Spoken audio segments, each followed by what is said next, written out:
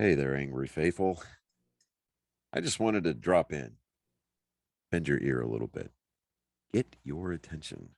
So if you're not listening, drop what you're doing and pay attention to me because I'm here to inform you that not only can you get your daily, maybe if you're binging it, I'm not sure, that's entirely up to you, but you can multiply your doses of angry me fuckery by paying attention to all of the platforms upon which you can find either the dulcet tones of my voice and David's voice or my pretty face and David's not so pretty face. Anyways, digressing, we we are on YouTube, we are on Spotify, we're on Rumble, we're on Google, Apple Podcast. We have a TikTok page. We're on Twitter, Instagram, and of course Facebook.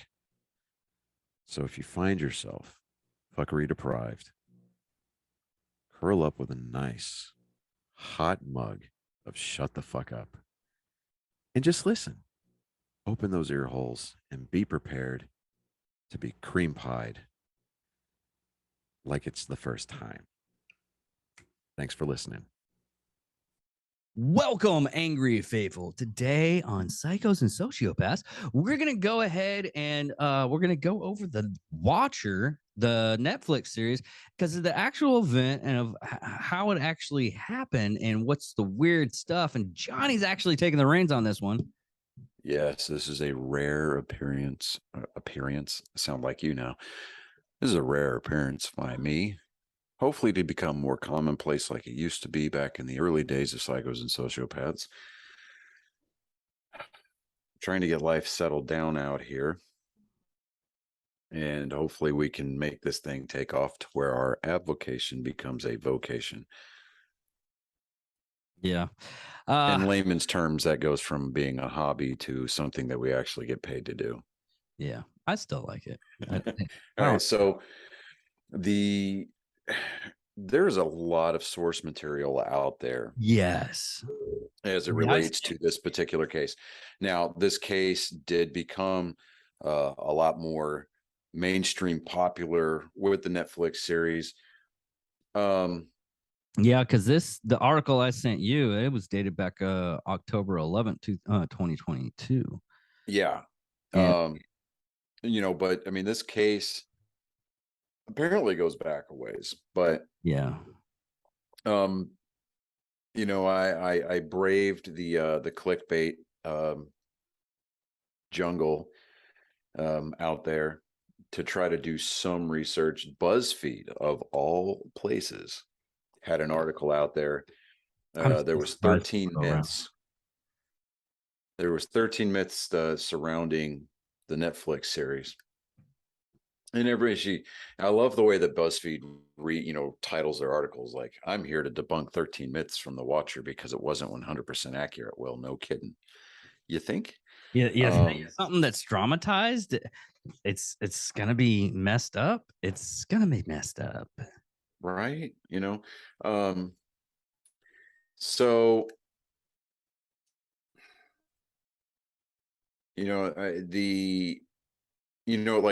in the series, the creepy sister, that was Mia Farrow. I'm like, why do I know her? I've seen her from somewhere before, right?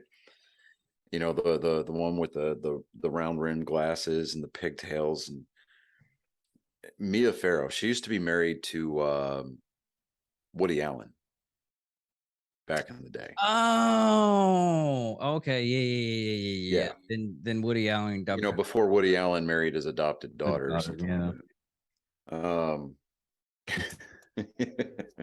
right, so this person just identifying themselves as the Watcher started sending letters to 657 Boulevard in Westfield, New Jersey, and in 2014. So harassing the family, urging them to move out.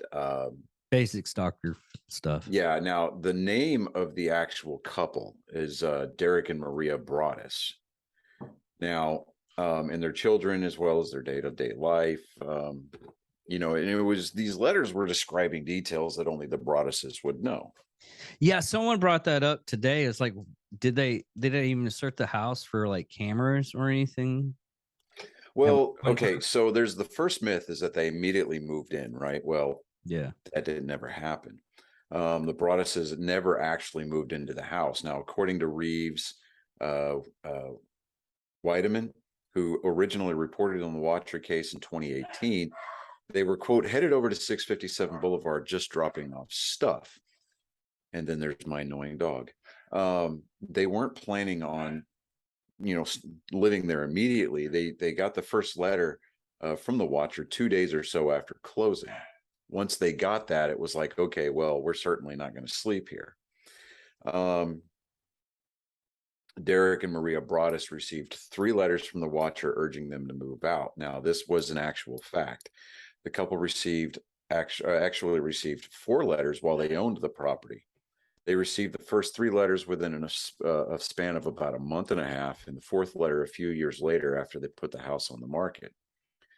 The third myth was that the Broadduses moved from New York to 657 Boulevard. Now, this was also something that was true.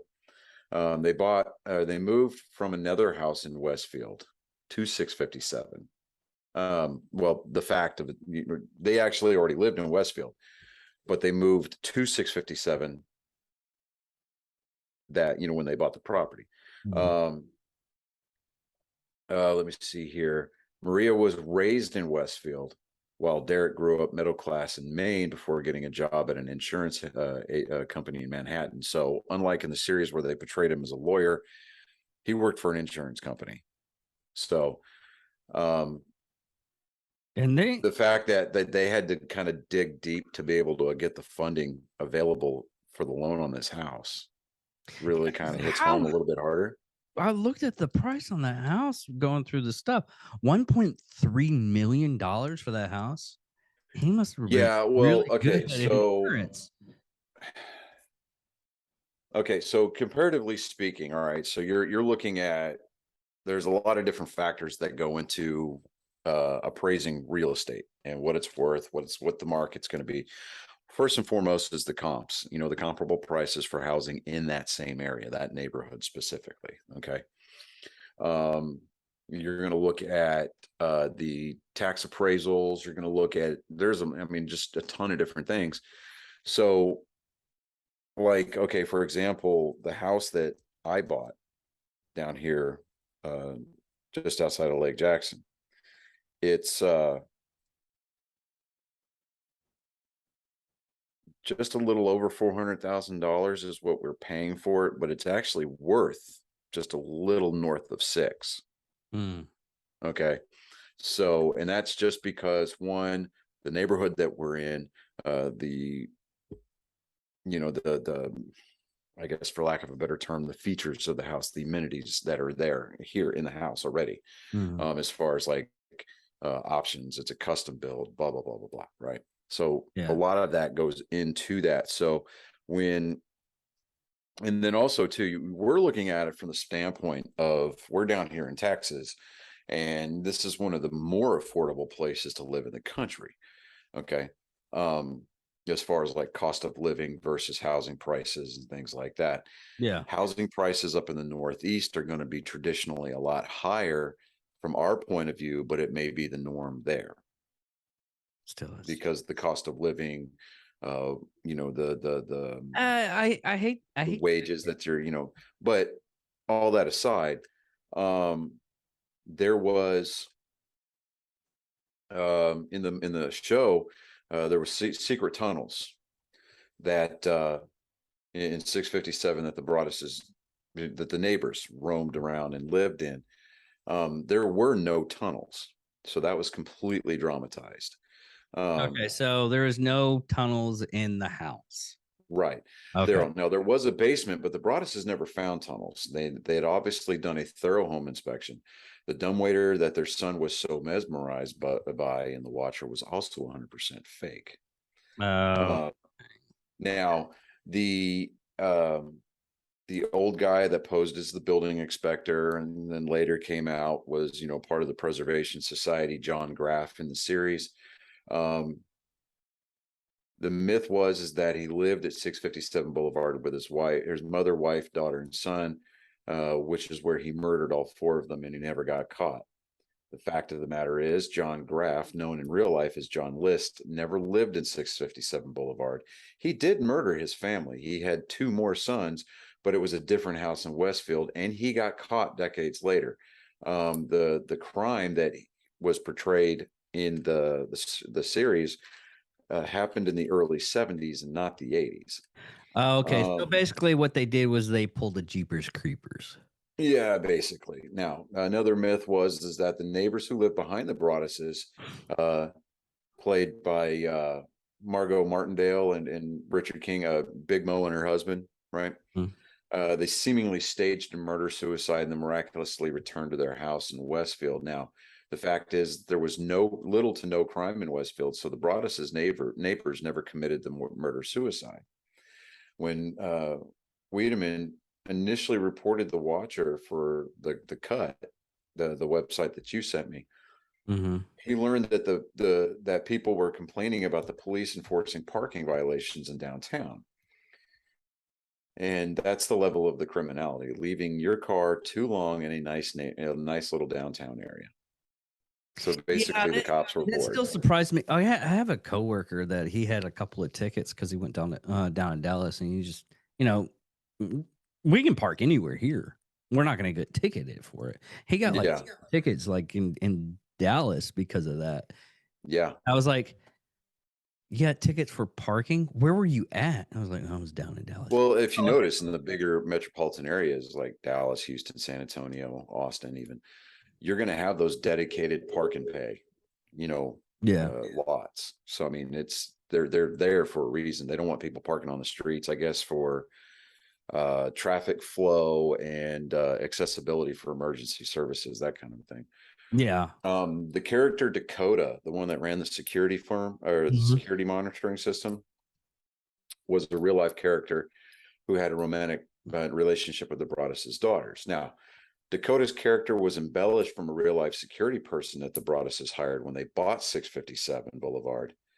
The original security person wasn't 19 years old, and they never had a relationship with Derek and Maria's daughter. Now, all 3 of their children were under the age of 10 at the time of the Watcher events. Wait a minute. The security guard was an actual person, but okay. In the show, so they took the fact that he actually existed, and they kind of, for like an added drama, and they made the daughter older, right? They made the daughter older, yeah. Okay. Now, another myth: the ferret and the realtor's dog were killed in 657 by the Watcher. There were never any pets residing in 657. This was a fictitious element, also, that the people behind the Watcher included, possibly to provide some kind of dramatic effect. So again, poetic, artistic license was being taken there. Another myth: the Watcher secretly entered 657 and messed around with certain parts of the house, such as making mysterious phone calls and playing music. The Watcher never entered the house to warn off the Broaddus family. Alarms did go off inside the house a few times, but no, there were no people randomly showing up inside the house. There were no phone calls or no serious phone calls. It was restricted really to creepy and threatening letters. Okay. There was a myth that there's a myth that there wasn't a follow-up forensic investigation revealed, or there wasn't a follow-up after a forensic investigation that revealed that saliva from the Watcher's envelopes belonged to a woman. But the fact was that investigators from the Union County Prosecutor's Office went door to door in that house's neighborhood to swab the Broaddus's neighbors for DNA samples. The DNA did indeed belong to a woman, according to Wiedemann. Someone from Westfield wrote a letter to the prosecutor's office complaining, "What gives the authority to the prosecutor's office to go door to door and demand DNA samples of residents without a warrant or judge's order?" Now, even if the Watcher is caught, what laws will they be charged with, and what jail time will they really face? Is the best use of the prosecutor? Is this the best use of the prosecutor's resources? So, the fact that, it just kind of, like, to me, kind of just,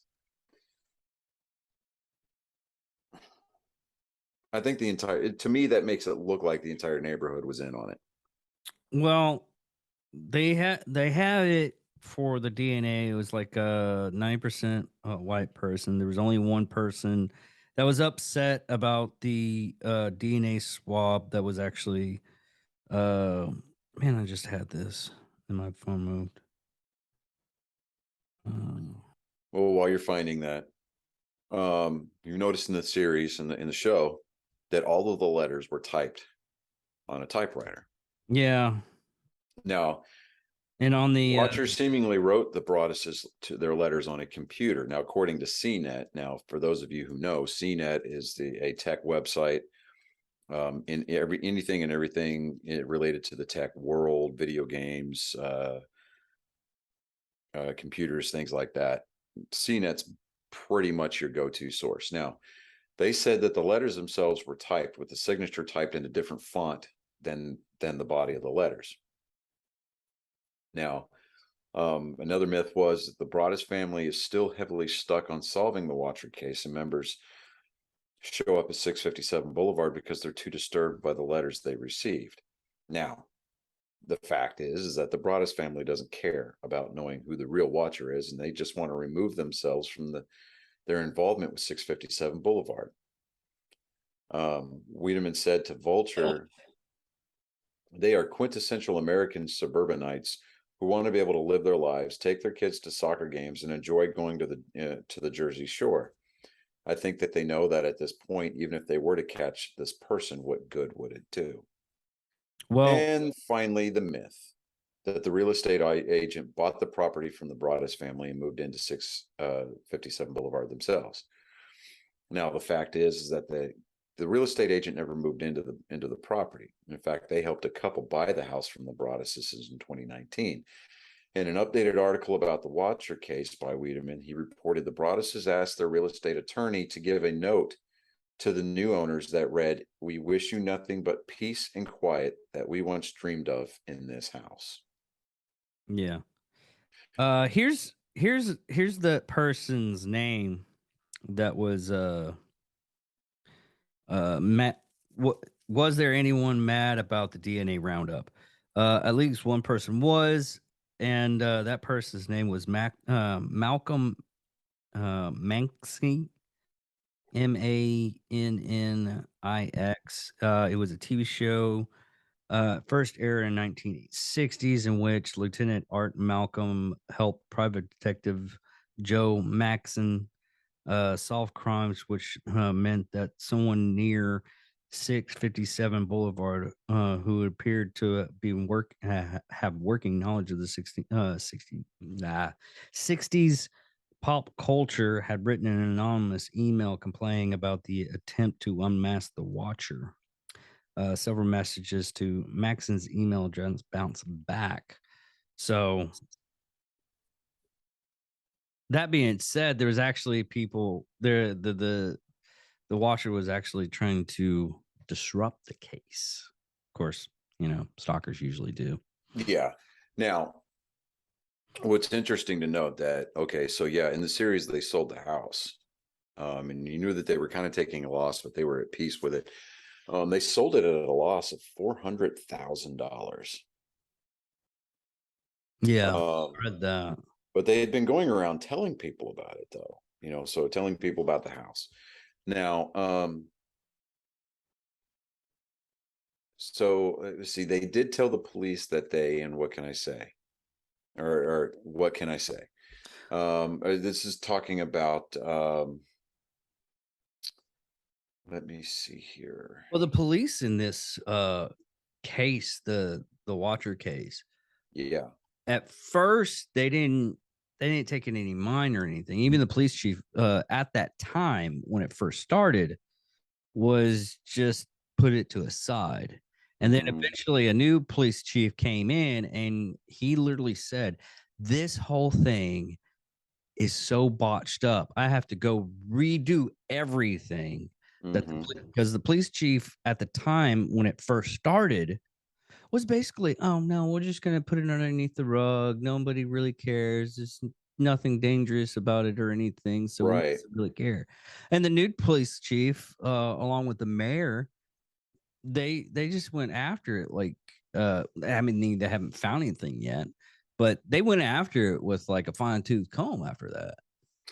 Yeah, the thing of it is that, we haven't heard about any letters prior and we haven't heard about any letters since. So I think that this was somebody who was close to the Braddises and just kind of wanted to give them a hard ass time. And, so I mean, it could have been, He probably is sitting at home right now watching The Watcher going, "I fucked up. I can't believe this shit. I didn't even get any money off of this shit. What the right, fuck?" exactly. If you're going to tell the story, tell it right. Um, Listen, people, Now there was a woman by the name of Ilsa Tranquar. I think she's a forensic scientist, but she's been quoted as saying that there's a DNA clue that is still outstanding.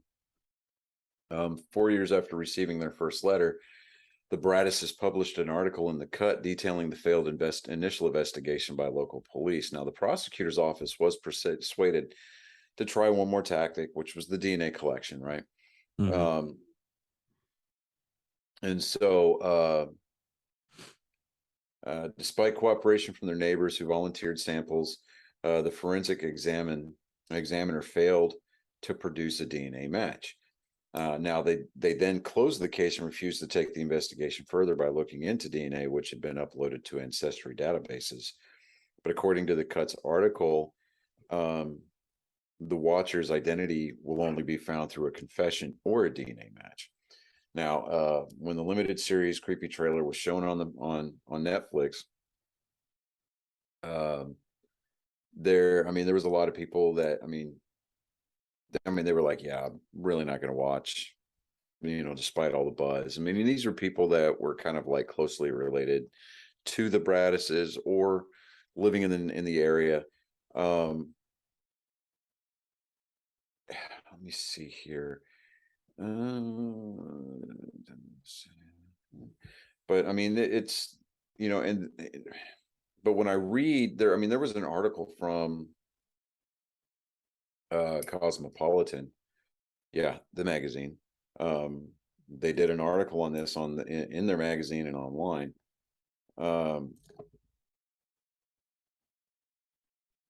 Let's see here. It says go back in time to June 2014. And I'm just going to read I'm going to read kind of like snippets of this. Okay. So I'm going to have to sit up and I'm going to have to come in close to the microphone. Okay. Derek and Maria Broaddus just closed on their new home at 657 Boulevard in Westfield, New Jersey. Derek was over at the property doing some renovation work when he went outside to check the mail. He soon found a white envelope addressed the new owner. But it wasn't your typical welcome to the neighborhood note. Dearest new neighbor at 657 Boulevard, allow me to welcome you to the neighborhood. 657 Boulevard has been the subject of my family for decades now, and as it approaches its 110th birthday, I have been put in charge of watching and waiting for its second coming. My grandfather watched the house in the 1920s, and my father watched in the 1960s. It is now my time. Do you know the history of the house? Do you know what lies within the walls of 657 Boulevard? Why are you here? I will find out. Totally normal and fine and cool, right? Well, it got extra creepy when the letter went on to scold the Braddises for renovating the house and said that they've been watching the couple's 3 children, which the letter writer was thrilled about because they asked the Woods to bring young blood. It kept getting worse because the writer then implied that they were going to kidnap the kids. Do you need to fill the house with the young blood? I requested. Better for me. Was your old house too small for the growing family, or was it greed to bring me your children? Once I know their names, I will call to them and draw them to me. The author then ended the letter with an extremely creepy "Welcome, my friends, welcome. Let the party begin," and signed it "The Watcher." Derek called the police and contacted the couple who had sold them the house. The sellers admitted that they had also gotten a letter from the Watcher a few days before they moved out, making similar claims about observing the house. 2 weeks later, another letter arrived, but this time Maria found it. It was addressed directly to her and her husband, but their names were spelled incorrectly. "Welcome again to your new home at 657 Boulevard. The workers have been busy, and I have been watching you unload carfuls of your personal belongings. The dumpster is a nice touch. Have they found what is in the walls yet? In time they will." It then went on to brag about having learned a lot about their family, especially the kids, being able to list their nicknames and their age order. The Watcher also seemed to know quite a bit about the layout of the house, asking which room the kids were going to play and sleep in. It even said the kids should be afraid of playing in the basement because their parents would never hear them scream all the way down there. Yeah, Not that's not too creepy at all. surprisingly, right? Not too surprisingly, that was enough to make Derek and Maria stop coming to the house and debate whether to even move in. The next logical step: set up webcams and spend nights crouched outside if you can see, or to see if you can spot who's watching the house. But the next letter was even creepier. "I will be patient and wait for this to pass and for you to bring the young blood back to me. 657 needs young blood. It needs you. Come back. Let the young blood play again like I once did. Let the young blood sleep in 657 Boulevard. Stop changing it and let it alone." 6 months after the whole ordeal started, the Broadduses put the home on the market, but shockingly, it didn't sell. The rumor mill was working overtime on this one. In 2016, the Broadduses listed the house again, but every time they showed the letters to an interested buyer wanting to be upfront about what they might be getting themselves into, the buyers backed out. No, Right? don't They say finally found a that. family to rent the place, but 2 weeks later, another letter arrived. To the vile and spiteful Derek and his wench of a wife, Maria. You wonder who the Watcher is. Turn around, idiots. Maybe you even spoke to me, one of these so-called neighbors who has no idea who the Watcher could be. Or maybe you do know and are too scared to tell anyone. Good move. It went on to say eerie things like, "I walked by the news trucks when they took over my neighborhood and mocked me. I watched as you watched from the dark house in an attempt to find me. Telescopes and binoculars are wonderful inventions." And then it straight up threatened revenge. Quote, "Maybe a car accident, maybe a fire, maybe something as simple as a mild illness that never seems to go away but makes you feel sick day after day after day after day after day. Maybe the mysterious death of a pet. Loved ones suddenly die. Planes and cars and bicycles crash. Bones break." The Broadduses kept renting out the house until they sold it in 2019 for $400,000 less than they paid in 2014. Now, here's my thing. I'm going to take a break from reading that for just a second, but if they're renting the place out, I'm willing to bet that they made up a good chunk of that $400,000. Probably depending on how much, because usually Because a house that big, you're probably looking anywhere from 25 to 3, $2,500 to $3,000 a month in rent. the actual was looking at the actual price for the mortgage was $5,000 a month, or Okay, so $5,000 and some change a month. So if they were okay, so renting it let's just out, so they'd assume have to say that like any good landlord, 6,000. like any good landlord that's renting out properties, you're basically paying that plus maybe a little bit extra so that way they can make a profit on the house. Well, you're also looking at profit, and you're also looking at just in case fees. Yeah.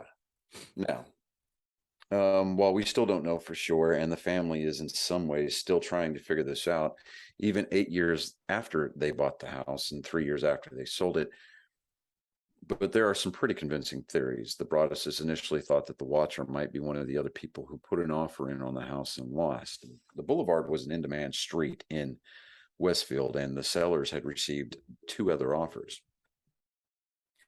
But the sellers later confirmed that one of the interested buyers who had backed out after a medical issue, and the other had already found another home.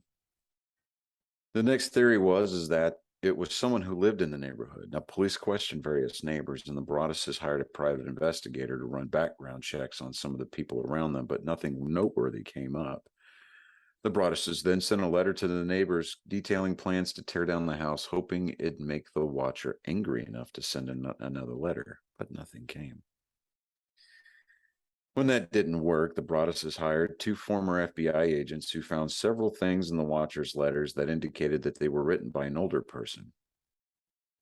They also said that the lack of profanity, considering how angry the writer was thought to mean it was a less macho writer. And then something very interesting happened. A test of the envelopes found that the DNA on them belonged to a woman. So Westfield police started looking into women who lived near the house and ran some DNA tests, but they didn't find anything conclusive. It was like 89% white woman, basically. Right, yeah. 90% Eastern Europe. Now, perhaps the most suspicious of all the suspects was a woman in a car that stopped in front of 657 Boulevard for an uncomfy amount of time. Police saw her and traced her car, and it turned out that she was in a relationship with a man who lived on that block. And get this. The boyfriend liked to play video games as a character called the Watcher. So you remember the kid with the security firm? Mm-hmm. His screen name on Call of Duty was the Watcher. That's where they got that from. Oh, okay. Police tried to interview him twice, but he never showed. Now, if you ask some of the neighbors, they seem to think that the Broadduses may have sent the letters to themselves. One of them told New York Magazine that they thought the couple might have buyer's remorse and were trying to scheme their way out of the sale. Some were confused about why the Broadduses would keep renovating a house they weren't moving into, but police reportedly tested Maria's DNA and it didn't match the envelope. Another suspect popped up when the Broadduses filed an application to divide the property into 2 lots, hoping to sell it to a developer who would want to build 2 houses on it after they were having trouble finding a buyer. A neighbor from across the street hired a lawyer to fight the application. Since then, there hasn't really been any movement on identifying the watcher, but with the Netflix series coming out, maybe it'll get even those trusty internet sleuths on the case to crack it once and for all.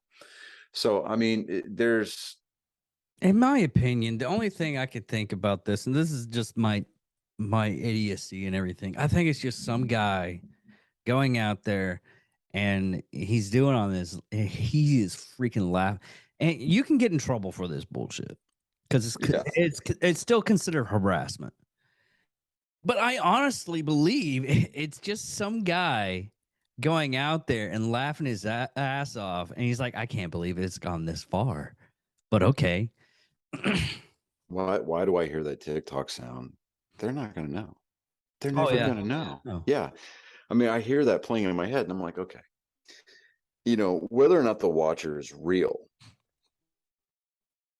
I mean, if it is real, Okay, the Watcher's actual real because someone actually hand wrote these well, letters. true. But I mean, as far as like claiming to be part of a multi-generational family that watches a singular property. I mean, it could be like a trust fund. There's trusts that do that, but You mean like a secret society, like the Illuminati or the Skulls or something like that? it's skull and bones, isn't it? I mean, But okay. yeah. Point is if these letters are legitimate, the fact that they had personal information on the kids, intimate knowledge of the layout of the house, which is probably not that hard to obtain, considering the fact that you can go down to the county hall or the county seat and obtain copies of blueprints. Yeah, you can. Okay. Well, it's actually a little bit harder to get Well, nowadays it is. nowadays. But um, you know, when Actually, you're no, talking you're about, actually totally wrong because it's actually be a little bit easier because you can hack the system to get the digital copies of the blueprints.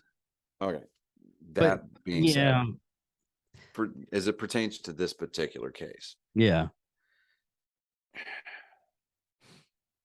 I mean, if it were me, I mean, knowing that I've rented the house out for a few years, I'm willing to bet that I made up the money that I lost on the sale. I would call it a wash and I would just walk the hell away. yeah. Um, I don't deal with supernatural bullshit. well, I mean, it's easy. Just, come on, man. You know the deal. Just buy stock in Morton salt and call it a day. Yeah, yeah, Make sure that you get a forge, you put it in the garage, or you put it in the basement, and you melt down as much silver as you possibly can, and then just drop it, just pour it into the water and make silver buckshot. Just keep your shotgun loaded. That's all you got to worry about. this is true. Okay. And besides that, everybody knows the rules. Driver controls the music and the passenger shuts his cake hole. Hell yeah. Okay. Um I love it. I love that TV show. but Watch it again. But yeah, but and something like this though, it I mean, the people going from the dramatization of the actual TV show, where the actual people didn't really live there all too much no, I mean, in in real fact, I life. don't, if I understand the way from the material that I was reading, they didn't live there at all. Yeah, it was pretty much kind of They a had fun decided that they're home not going type to sleep thing. there. Yeah. And it I would even chalk it up at the end of the day as to as an unsuccessful flip. Yeah. I could see that. And I can understand why Netflix dramatized the events the way that they did, Well, they always because dramatize. reading the facts of the case itself, dude, this is boring. Yes. I mean, it's interesting. Some of the stuff is kind of interesting if you get away from, they're not living there, but these things Hmm. keep on happening every time they show up. Right. I mean, the one thing that has me curious when I was reading up on all these stuff is the basic fact of how did they know? Was the letter like sent there when they got there, or was it sent there and you know how they had like mail slots in the doors? Was it Hmm. basically someone came in, put it in the mail slot, and just left? Or were they actually there and the letters were sent to the actual P.O. box or house, wherever the fuck they collect their mail? Hmm. And that's the case. I mean, there's a lot of stuff that's missing that makes it a good conspiracy. And Right. oh yeah, I gotta talk to you about a lot of stuff after I just remembered. I love how when we're in the middle of a train of thought, you're like, I oh, know I oh," no and then you mumble it. You try to keep it secret. You're like, I'm gonna talk to you about some stuff later. It's like, oh, Dave, like, there's okay, there's literally a fucking mic right in front of you. I know. Like, I Everybody mean, knows. hello. We may be about 360 miles apart, but I can hear you like you're in the same room. Technology's a wonderful thing. And everybody else can listen to you too. But it's just interesting in that theory of I I I I'm totally wrong. I'm probably totally wrong, but I could probably be like totally right, and I never know. But I just think it's a guy. It's a guy or a chick, possibly a chick. That's if it's a chick, it's more likely to be my theory, to where the person is just fucking 3 sheets through the wind crazy, and she's making up this whole story and everything of Or it's a high school information. prank, man. And yeah, I could see that too. But I I I honestly think it's like some crazy chick that's somewhere in that neighborhood, or she at one point in time went to that house and she just making this whole story in her head. Yeah, I mean, it's got to be something close to that. I mean, and it's not that hard to find the names of the people who bought a property because a lot of that has to be listed as public record, right? You go down to the tax office and you're like, hey, what's the tax information on 657 Boulevard? And you can get that information. It's surprisingly easy to get. Yeah, even like if I bought a house, you can like take the title, digital title. They've been taking like digital titles nowadays and remortgaging the person's house with with with the digital title. Yeah, and I think they've gotten away from that practice though, because you get a lot of scammers, you get a lot of squatters who get a copy of the digital title and they go in and they insert name here, kind of a thing. Yeah. Um, and the fact that we've even got things like squatters' rights. Yeah, it's basically bullshit. It's like, here, I'm going to go on vacation for a couple of weeks and I'm going to come home to my house being occupied by somebody else. And I've got nothing I can do about it because they're claiming squatters' rights. You're basically stealing my house. You Like know, with what my house has been appraised at, I will guarantee you can either leave on your own or you will leave in a body bag. That is all there is to it. to Because I mean, my thing is my it's basically a home invasion with extra steps. yeah. My thing is like, listen, do you want to be here forever? Because you're about to be a fucking ghost and haunt this place. No, because I'll have a bundle of sage from the Whole Foods store ready to go. Oh Then, man. then I will take that hunk of sage and I will throw it in somebody's yard, like some rando's house. Be like, all right, there you go. Happy trails. Yeah.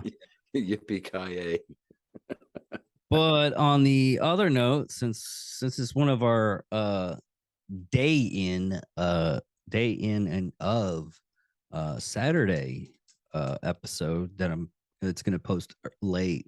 Uh our actual first, I guess it's viral. I don't know what you consider viral, but for us, being viral is something that hits like way or above successful or success. successful. Yeah. Yeah, our is that video of Tansy talking about how he tasted chicken in the crotch has hit. Oh man, uh, it's hit a like a kind of a breaking point.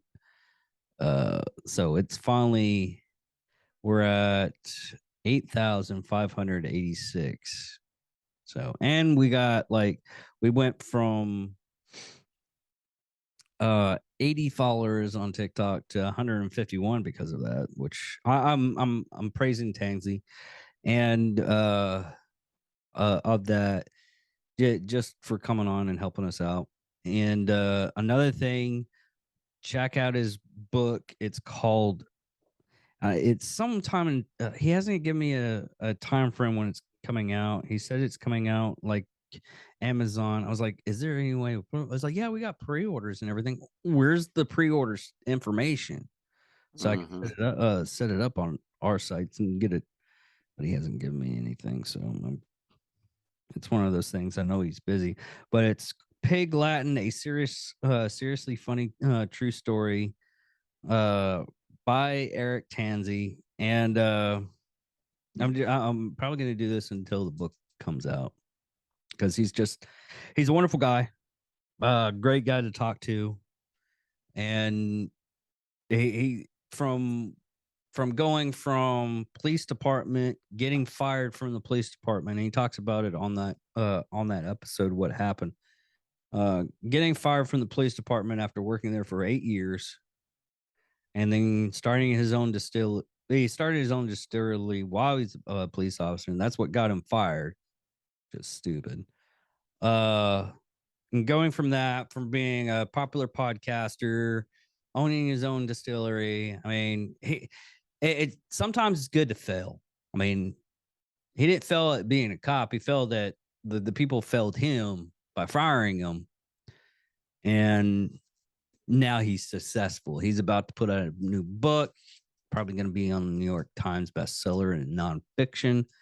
I mean, and I'm just happy that he comes on to the show, even though he told me, he's like, yeah, just call me up, I'll come on, unless it's, have to go on Fox News or something like that. I'm like, I'd accept that.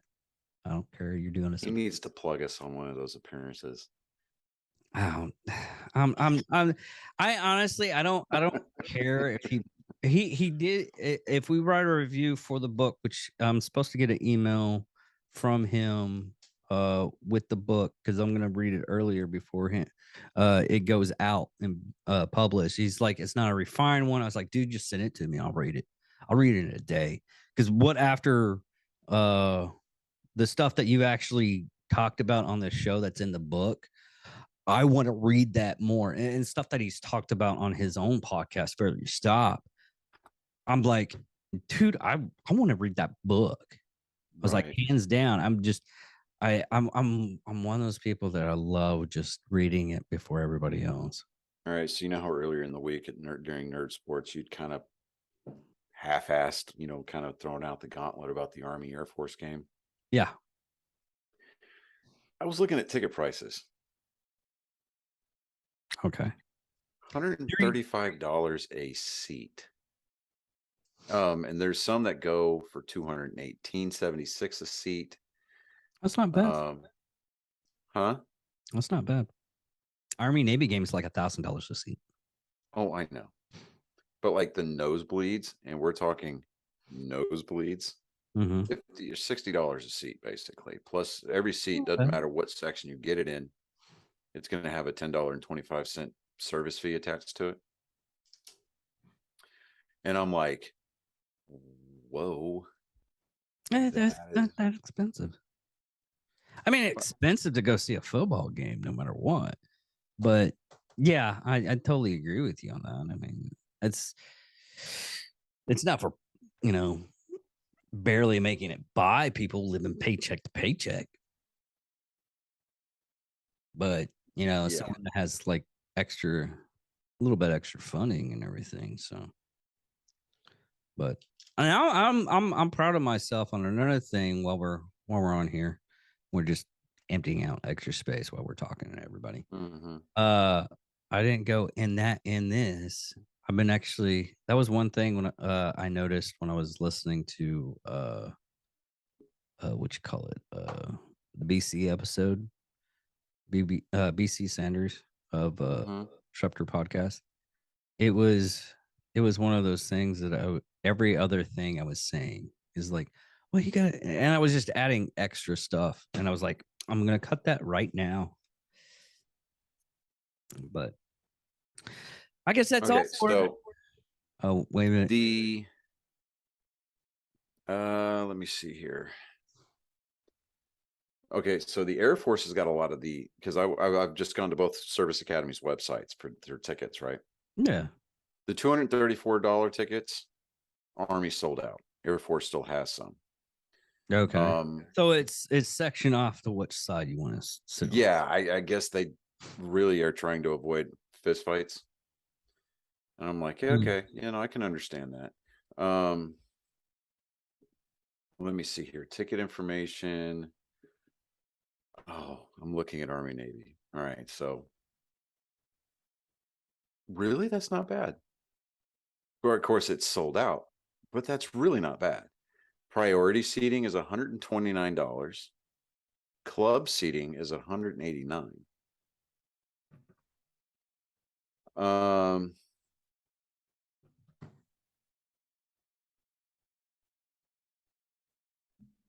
Tickets for these games sell out probably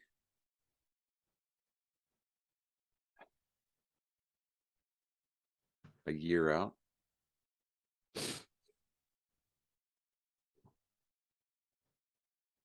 Really? So a year out, they for the tickets. Mm-hmm.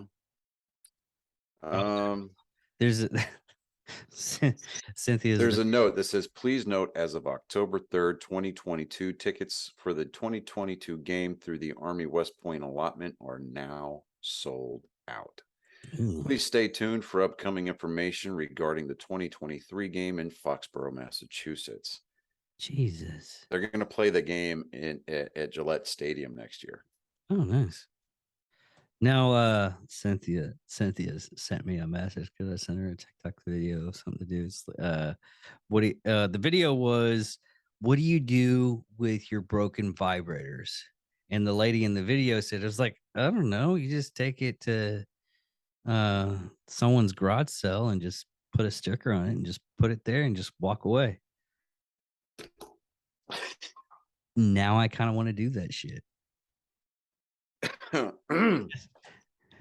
I really want to do that shit. Hey, have you started playing the new Call of Duty yet? No, dude, it looks so good. I'm not a Call of Duty fan. So okay, Mindy just walked in. Come here. Are you gonna tell her what I'm thinking about doing? All right, so you know how, hey everybody. So you know how in the Watcher, Dakota and the daughter were having a relationship? Mm-hmm. They didn't even have a daughter. Oh, so that was what, a theatrical licensing? Mm-hmm. Yeah. They had 3 sons, all of them under the age of 10. Now, Dakota was a real person. He was hired by the Broaddus's, but they never had a relationship past that. Yeah, tell her about no my tunnels and no dumbwaiter. Tell her about the thing I might film. The what? Okay. There's this video that I sent a friend of mine. Oh, yes. You talking about Tansy? No, about the broken vibrators. Okay, so that comedian, the one that at the end of the night that we went to see, told you he interviews her. Mm-hmm. She was asked, what do you do with your broken vibrators? And she said, nothing. I just go to people's garage sales, put stickers on them, and walk away.